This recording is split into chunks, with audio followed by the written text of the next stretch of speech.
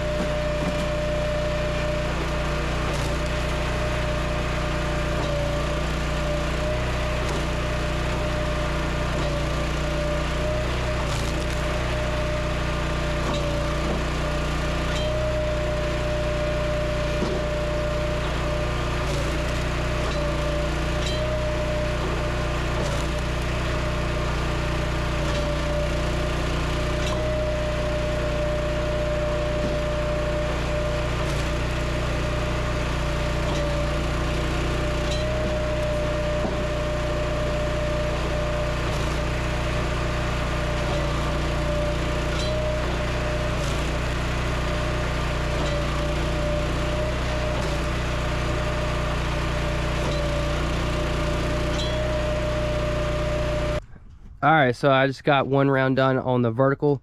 I'll tell you what, guys, trying to get similar splits is actually really hard because they split completely different, right? One's a 4-way, one's a single wedge.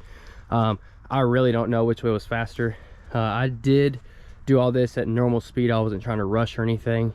As well as the first round I threw into the IBC tote for both splitters, or first quarter I should say, just to keep it consistent. But yeah, let's see what the results are. So after looking at the GoPro footage, I estimated the Wolfe Ridge 28C horizontal splitter did that round, that 16-inch round, 1 minute and 46 seconds. whereas the Wolfe Ridge 17VS did a 16-inch round in 1 minute and 30 seconds. So it's not that much of a difference. I'm actually curious to see how much difference it makes to a big round. So now what's next is I want to see how these splitters handle big rounds. So I think pretty much anything from, I don't say 14 inches down, the 4-way, the 28 Pro C with the 4-way is going to win every time, just because it's considered 4-way wood. But when you get into that big stuff, you wrestle those rounds, whereas you won't do that so much on the vertical. So I'm curious to see if you're going to gain time on the vertical with big rounds versus the horizontal. My suspicion is the bigger you go, the faster the vertical splitter is going to be. I think the vertical splitter is going to allow you to split bigger wood faster and easier than the horizontal splitter. So we're going to put that to the test. Right here from the same log again, not the same log we just split, but another log. There are 2 pieces from one log. These measure at 24 inches. That's from here to here. Well, depending on where you go, about 23 and a half, 24.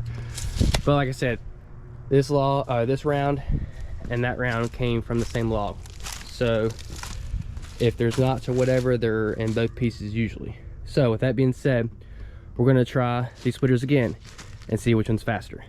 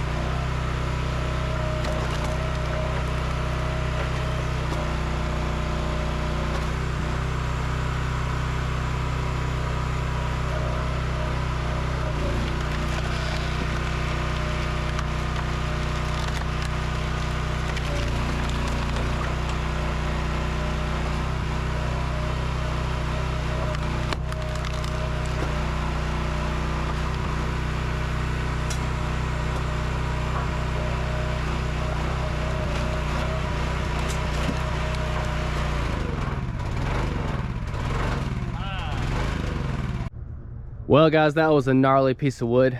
You could see it was struggling a little bit, but got right through it. I mean, some of this was just rough stuff, but that's why I pulled from the same log. So this log should be as knotty as this one, unless this one just got all the knots. But we're gonna go knock this one out and see how fast this one is.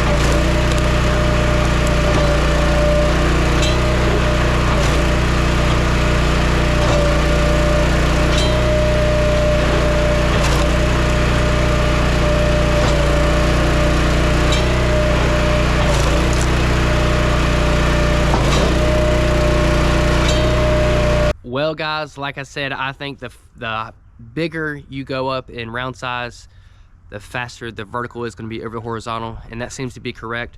I looked back at the last two videos of splitting the 24-inch round with the 28C and the 17 VS, and just a rough estimate, I looked at about 2 minutes and 5 seconds with the vertical, and the horizontal was 3 minutes and 13 seconds.